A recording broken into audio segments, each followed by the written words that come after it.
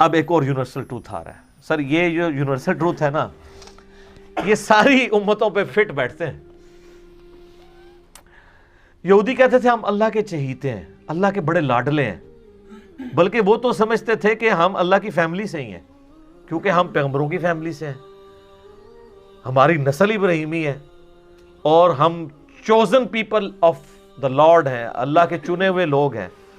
چنے ہوئے تو تھے نا, یا بنی اسرائیل اذکروا نعمتی التی انعمت علیکم وانی فضلتکم علی العالمین.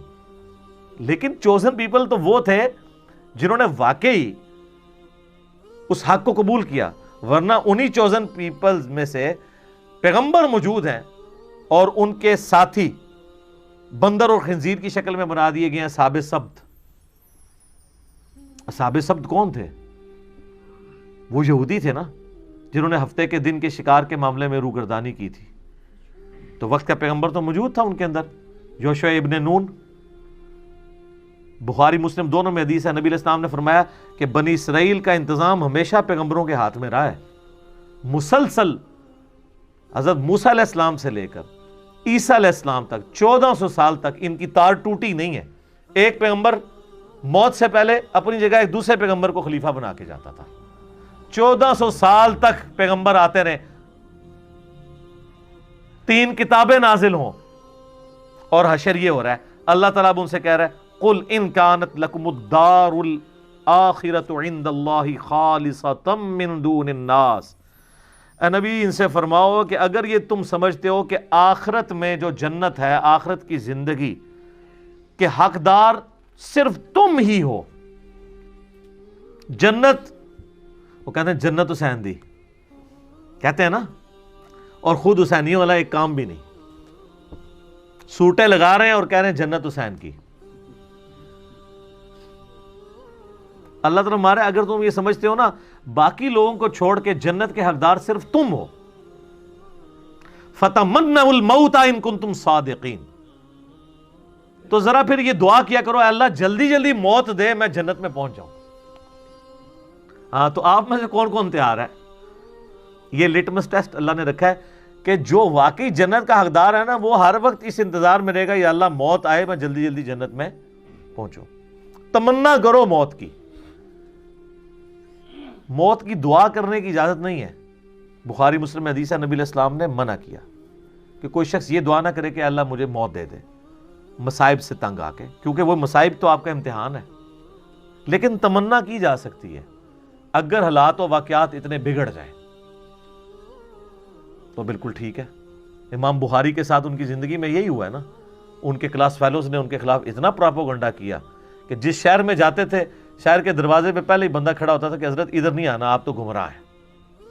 آج ان کے حضرت ان کے مریدوں کو کوئی جانتا بھی نہیں ہے, پوری دنیا میں بخاری بخاری ہو رہی ہے. ٹھیک ہے, یہ بات ہے.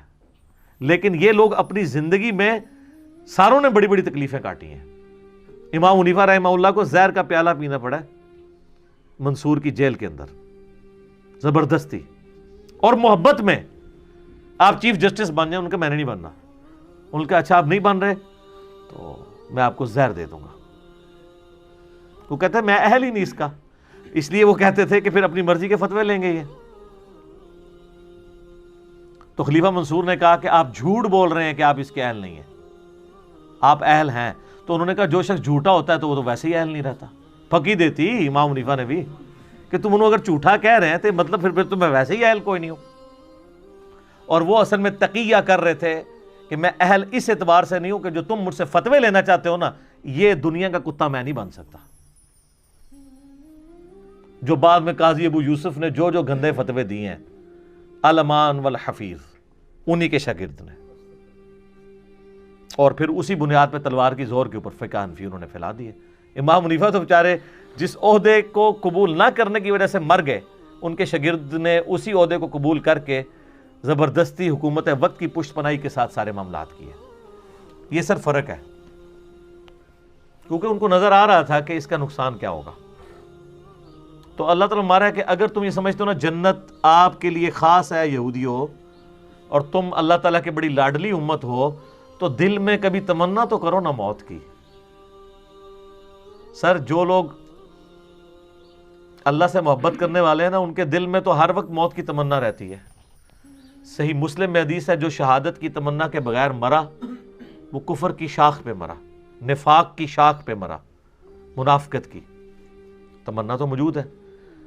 بخاری میں حدیث موجود ہے، سعد ابن معاذ کو جب تیر لگا گھٹنے میں، اب چھوٹا سا ایک زخم ہی تھا، گھٹنے میں تیر لگنے سے کوئی بندہ تو نہیں مر جاتا، ان کی مین رگ کٹ گئی تھی، پٹی کی. پھر انہوں نے دعا کی، اے اللہ اگر مشرکین عرب نبی علیہ السلام کے اوپر اب نہیں چڑھائی کریں گے جس طرح کہ انہوں نے بدر میں کی، احد میں کی اور آج خندق میں کی ہے، اس کے بعد اگر کوئی ایسا معاملہ نہیں ہونے والا تو اسی زخم کو میرے لیے کھول دے اور مجھے شہادت کی موت دے دے. یہ صحیح بخاری میں.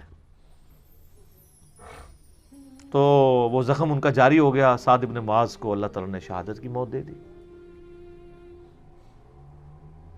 اوس کے سردار تھے، ان کی وجہ سے پورا قبیلہ مسلمان ہوا. انہوں نے بھوک ہڑتال کر دی تھی، اسلام لے کے آئے اور ہے بڑے جنگجو ٹائپ کے تھے. اپنے قبیلے میں چلے گئے کہ میں اس وقت تک نہ کھاؤں گا نہ پیوں گا جب تک سب لوگ مسلمان نہیں ہوتے. سر عمر سیریز میں انہوں نے سعد ابن معاذ کو فلمایا ہے. مدینے جاتے ہی سب سے بڑا جو سمجھ لینا تلخ تجربہ تھا مسلمانوں کے لیے وہ یہ تھا، کیونکہ مدینے کا ڈان جو تھا نا وہ سعد ابن معاذ تھا. کوئی چسکتا بھی نہیں سی انہوں تو بغیر، اور ڈان تھے وہاں کے، اور اللہ نے دیکھے کہاں پہنچا دیا. اور ان کو وہ شہادت کی تمنا ملی، کیونکہ بخاری میں موجود ہے نبی علیہ السلام نے خندق کے موقع پہ کہہ دیا تھا کہ یہ آخری دفعہ ہے کہ کافر تم پہ آئے ہیں، اب تم کافروں پہ حملہ کرو گے. اور وہی ہوا، اگلے سال نبی علیہ السلام نے پھر 6 ہجری کے اندر عمرے کا ارادہ کیا، وہ صلح حدیبیہ ہو گئی. 7 ہجری میں غزوہ خیبر ہوا، 8 میں فتح مکہ ہو گیا.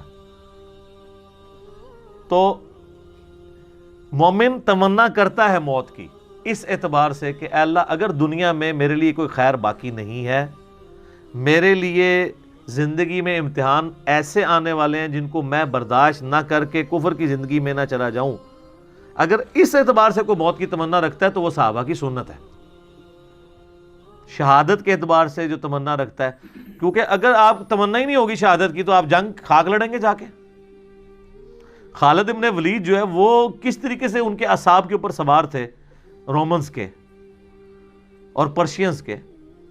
وہ سیدھا پہلے تو خط بھجواتے تھے کہ میں وہ قوم لے کے آ رہا ہوں کہ تمہیں شراب اتنی محبوب نہیں ہے، عورتیں اتنی محبوب نہیں ہیں جتنا وہ موت سے محبت رکھتے ہیں. تو سر ایسے جو لوگ ہیں جو آپ کے ذہن میں شاید کھر دماغ ہوں، ان کے آگے کون سی سپر پاور ٹھہر سکتی ہے؟ لمیٹڈ ریسورسز کے ساتھ یرموک اور قادسیہ کے اندر انہوں نے ناکو چنے چبوا دیے ان کو. تو اللہ تعالیٰ ہمارا یہودی ہو، اگر تمہیں یہ یقین ہے نا کہ تم جنت تمہارے لیے گارنٹیڈ ہے تو ایک دفعہ موت کی تمنا تو کرو اگر تم سچے ہو. اور اللہ تعالیٰ خود ہی جواب دے رہا ہے وَلَن يَتَمَنَّوْهُ أَبَدًا بِمَا قَدَّمَتْ أَيْدِيهِمْ، یہ کبھی بھی موت کی تمنا نہیں کریں گے بسبب ان اعمال کے جو انہوں نے آگے بھیجے ہوئے ہیں. ان کو پتہ ہے کہ کرتوت ہم نے کیا کیے ہوئے ہیں. یہاں بھی میں آپ کو بتا دوں، یہ جو لوگ بڑی بڑھ چڑھ کے تقریریں کر رہے ہوتے ہیں نا، اگر آپ سیریسلی ان سے سوال کریں نا تو ان کا پول کھل جاتا ہے. بڑا بڑا دعویٰ کرتے ہیں او جی موت کا ایک وقت مقرر ہے جو آنا ہے، تو یہ 10 باڈی گارڈ کیوں رکھے ہوئے ساتھ؟ حالت یہ ہوتی ہے کہ بس وہ ٹائلٹ بغیر باڈی گارڈ کے جا رہے ہوتے ہیں، باقی ساری ایکٹیویٹیز اس طریقے سے کر رہے ہوتے ہیں.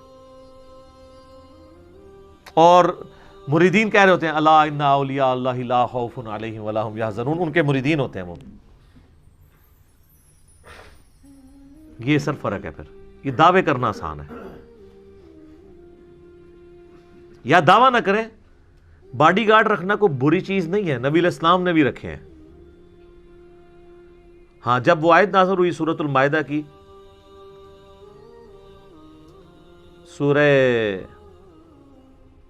الحجر کی، واللہ یعصمک من الناس، اے نبی اللہ تعالیٰ آپ کی حفاظت کرے گا لوگوں کے اگینسٹ، تو پھر نبی علیہ السلام نے باڈی گارڈ رکھنے چھوڑ دیے تھے. یہ جائز ہے. لیکن جو انہوں نے تماشا لگایا ہوتا ہے نا، اس حد تک وہم تک، یہ ایک ایکسٹریم رویہ ہے. یہ یاد رکھیے گا، اسباب اور مسبب الاسباب کو بیلنس کرنا ضروری ہے. ایک خاص حد تک ہی آپ اسباب کو مینیج کر سکتے ہیں، نظر مسبب الاسباب کے اوپر ہونی چاہیے. یہ نہ ہو اسباب پہ اتنا تکیہ ہو جائے کہ اللہ سے ہی نظر ہٹ جائے،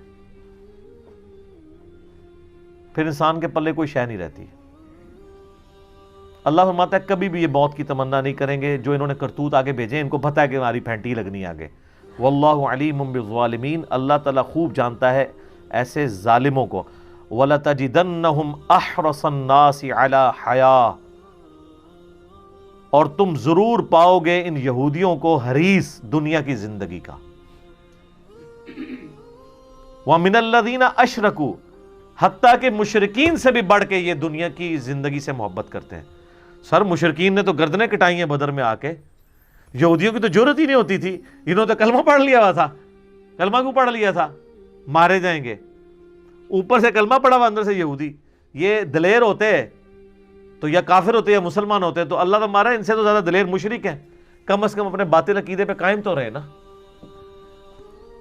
اسی لیے آپ دیکھیں مکے میں کوئی منافق نہیں تھا، یا کافر تھے یا مسلمان تھے، کیونکہ وہ بت پرست تھے تو کٹر بت پرست تھے، مواحد ہوئے تو کٹر مواحد ہوئے. یہ چونکہ دنیا دار لوگ تھے، یہ دونوں پارٹیوں کو خوش رکھتے تھے. جس طرح آج کل جو دنیاوی علماء ہیں سب کو خوش رکھتے ہیں، ان سے سارے خوش ہوتے ہیں، سب کے مطلب کی کوئی نہ کوئی بات کر دیتے ہیں، میٹھی میٹھی باتیں.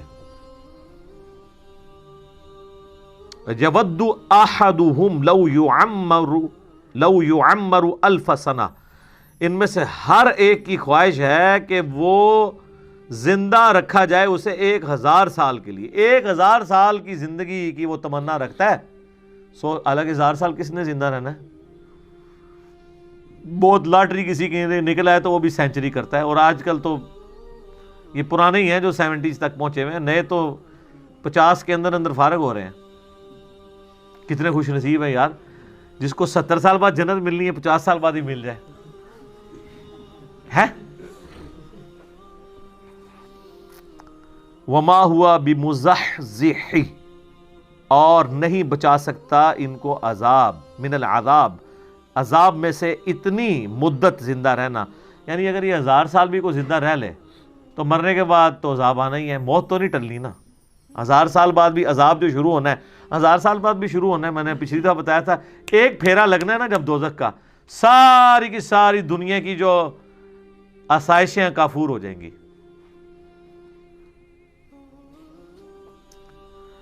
وما ہوا بمزحزحہ من العذاب ان یعمر، نہیں بچا سکتا ان کو 1000 سال تک زندہ رہنے والی عمر بھی عذاب سے. واللہ بصیر بما یعملون، اور اللہ تعالیٰ دیکھ رہا ہے جو وہ اعمال کر رہے ہیں. اللہ تعالیٰ غافل نہیں ہے. یہ دھمکی ہے کہ کوئی چیز بھی اللہ سے چھپی نہیں ہوئی ہے. یہ جتنے تمہارے کرتوت ہیں نا وہ دیکھ رہا ہے اللہ تعالیٰ. قل من کان عدوا لجبریل، اے نبی فرما دیجئے کہ جو کوئی بھی جبرائیل کے ساتھ دشمنی کرے، فَإِنَّهُ نَزَّلَهُ عَلَىٰ قَلْبِكَ بِإِذْنِ اللَّهِ، تو بے شک اس نے آپ کے دل کے اوپر جو قرآن نازل کیا ہے تو اللہ کی اجازت سے کیا ہے. اللہ نے جبرائیل کو بھیجا ہے. یہودی کہتے تھے جبرائیل ہمارا دشمن ہے. یہ وحی اسے بنی اسرائیل کی طرف لانی چاہیے تھی، اس نے غلطی سے بنو اسماعیل کی طرف لے گیا. جس طرح شیعہ میں بھی ایک غرابیہ فرقہ ہوتا تھا آج سے آلموسٹ 1000 سال پہلے، جس میں یہ عقیدہ تھا کہ یہ وحی نعوذ باللہ ثم نعوذ باللہ مولا علی کی طرف آنی تھی، غلطی سے محمد رسول اللہ کی طرف چلی گئی. خیر شیعہ نے اسی وقت اس کو اوورکم کیا اور کافر ڈکلیئر کر دیا. آج تاریخ میں اس کا کوئی نام و نشان نہیں ہے سوائے یہ کہ ہم کبھی کتابوں میں پڑھ لیں. اسے فرقہ کہتے ہیں غرابیہ. غراب عربی میں کسے کہتے ہیں؟ کوے کو. وہ کہتے ہیں جیسے کوے ہم شکل ہوتے ہیں نا، تو 2 کووں کو دیکھ کے اندازہ نہیں ہوتا، تو جبرائیل کو یہ اندازہ نہیں ہوا کہ میں نے مولا علی کی طرف جانا ہے یا رسول اللہ کی طرف، نعوذ باللہ. تو شیعہ نے ایسے فرقے کو خود کافر کہہ کے اپنے اندر سے خارج کر دیا. ظاہر ہے کہ غلوف تو رہا ہے نا ساری امتوں میں. پھر مولا علی کے بارے میں تو نبی علیہ السلام نے یعنی واضح طور پہ فرمایا تھا، حدیث موقوف تو موجود ہے نا. مولا علی نے کہا کہ میری وجہ سے 2 فرقے دوزخ میں جائیں گے اور میری وجہ سے 2 فرقے گمراہ ہوں گے، ایک میری محبت میں غلوف کر کے اور ایک میری دشمنی میں، یعنی ناصبی اور رافضی. تو ایکسٹریم رویے تو رہے ہیں. تو اس امت میں بھی یعنی آپ سمجھ لیں کہ عیسیٰ ابن مریم کی مثال ہے مولا علی، کہ یہودیوں نے ان کا انکار کیا اور گمراہ ہوئے، اور عیسائیوں نے ان کی شان میں غلو کیا اور گمراہ ہوئے۔ یہاں پہ بھی مولا علی کی شان میں غلو کیا، روافظ نے گمراہ ہوئے، اور ناصبیوں نے ان سے بغض رکھ کے گمراہ ہوئے۔ تو اللہ تعالیٰ فرما رہا ہے کہ جو جبرائیل سے دشمنی کرتا ہے اس کو یہ پتہ نہیں وہ دشمنی کس سے کر رہا ہے، وہ تو اللہ سے کر رہا ہے، جبرائیل کو اپنی مرضی سے آیا تھا۔ سورہ التحریم میں آتا ہے کہ فرشتے تو وہی کرتے ہیں جو اللہ ان کو حکم دیتا ہے، اور فرشتوں کا سردار جبرائیل وہ اللہ کی مرضی کے بغیر آ جائے گا۔ مصدقا لما بین یدیہ، جبکہ یہ کتاب اس حال میں نازل ہوئی ہے کہ وہ تصدیق کر رہی ہے جو تمہارے ہاتھوں میں آلریڈی کتاب موجود ہے۔ یہ کوئی نئی دعوت نہیں لے کے آئی، اسی کو رینیو کرنے کے لیے آئی ہے۔ وَهُدًى وَبُشْرَىٰ لِلْمُؤْمِنِينَ، اور یہ ہدایت ہے اور بشارت ہے ان لوگوں کے لیے جو بات مان لیں، جو ایمان لانے والے ہیں۔ جو بات نہیں مانیں گے ان کے لیے تو قرآن میں کوئی ہدایت نہیں ہے۔ مَنْ كَانَ عَدُوًّا لِلَّهِ، یہ بھی ایک اور یونیورسل ٹروتھ آ رہا ہے، جو کوئی اللہ سے دشمنی کرے، وَمَلَائِكَتِهِ، یا اس کے فرشتوں کے ساتھ، وَرُسُلِهِ، یا اس کے رسولوں کے ساتھ، وَجِبْرِیل، یا جبرائیل کے ساتھ، وَمِیکَالا، یا میکائیل علیہ السلام کے ساتھ، فَإِنَّ اللَّهَ عَدُوٌّ لِلْكَافِرِينَ، تو بے شک اللہ تعالیٰ ایسے کافروں کا دشمن ہے جو اللہ کے ولیوں سے دشمنی کرے۔ اس کے کانٹیکسٹ میں وہ بخاری کی ایک حدیث بھی ہے کہ اللہ تعالیٰ فرماتا ہے جو میرے ولی سے دشمنی کرے میرا اس کے خلاف اعلان جنگ ہے،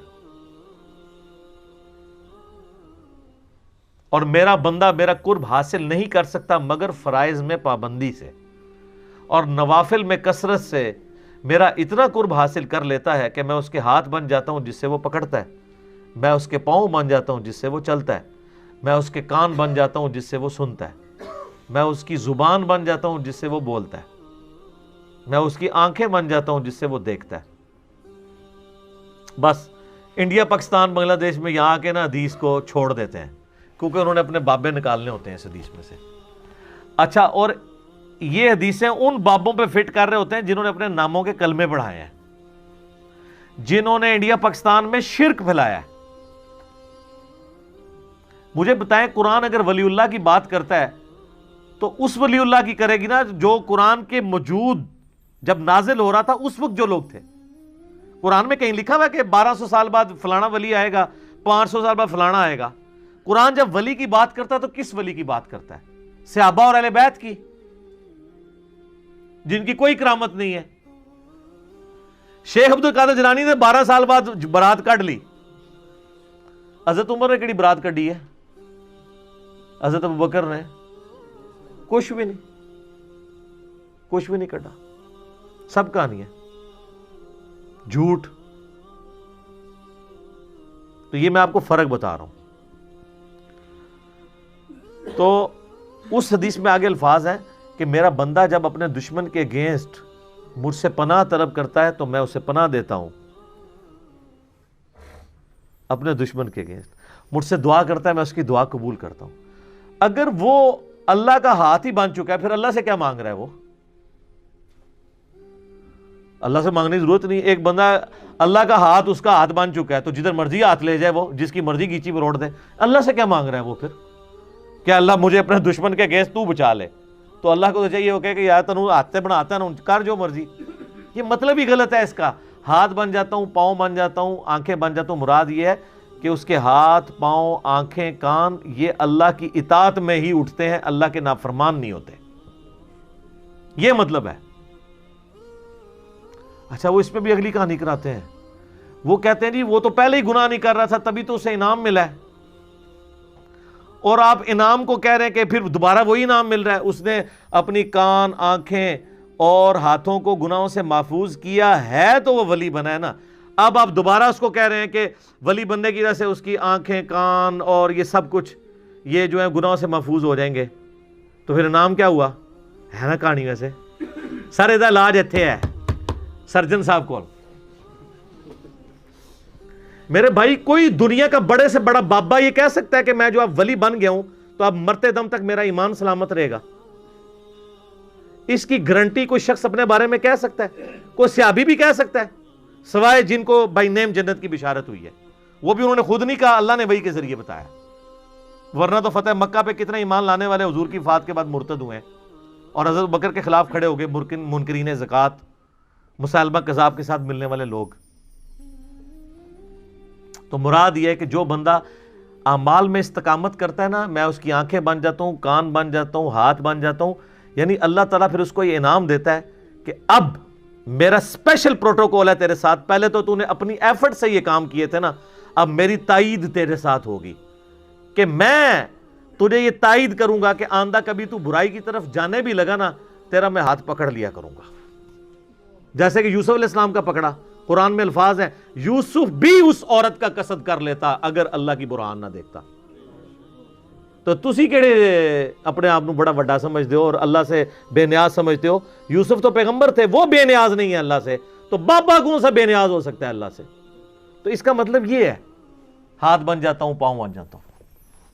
اور یہ تو ہمارا حضور کے بارے میں عقیدہ نہیں ہے کہ آپ کی زبان جو ہے وہ اللہ کی زبان ہے، ہم یہ کہتے ہیں کہ آپ کی زبان پر اللہ کا کلام جاری ہوتا ہے۔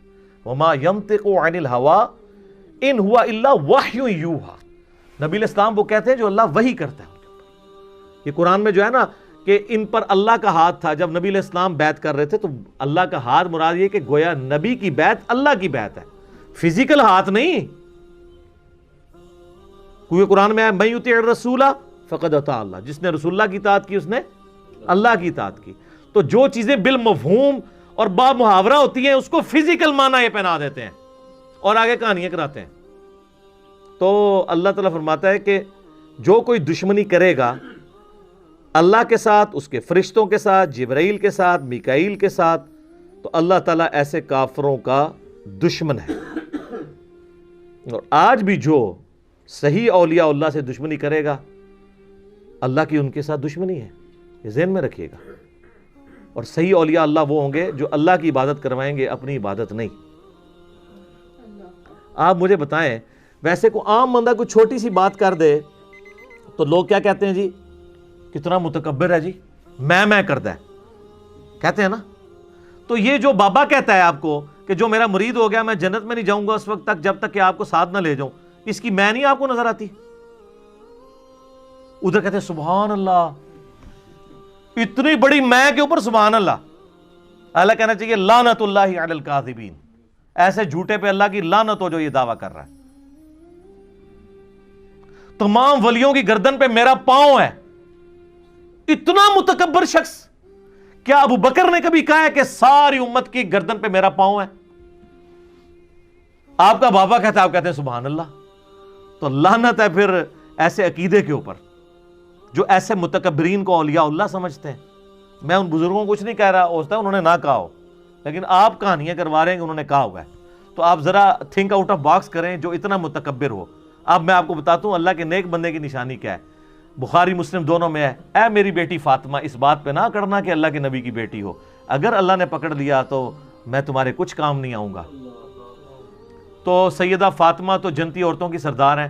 آپ کے بابے جو ہیں وہ تو اس قابل بھی نہیں ہیں کہ وہ ان کی جوتیوں کی خاک بھی لے سکیں، سیدہ فاطمہ کی، اور ان کے اندر آکڑ اتنی ہے کہ میں اپنے مرید جنت میں لے کے جاؤں گا۔